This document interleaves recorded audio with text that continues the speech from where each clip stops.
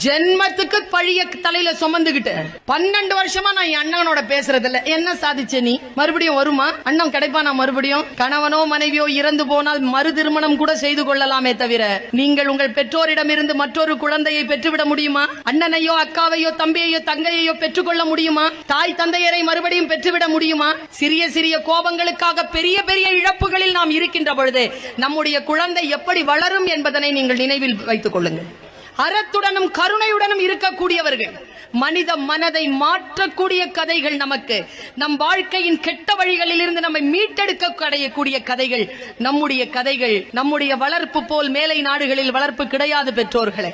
இதை நாம் கெடுத்துக் கொள்ளாமல் இருக்க வேண்டும் என்றால் நம்முடைய மரபு சார்ந்த உடை, மரபு சார்ந்த உணவு, மரபு சார்ந்த சிந்தனைகளில், இறை கொள்கைகளில் நாம் அடியோடு நம்மை இணைத்துக் கொண்டிருக்க வேண்டும். அப்பொழுதுதான் நாம் நல்ல பெற்றோர்களாக இருக்க முடியும்.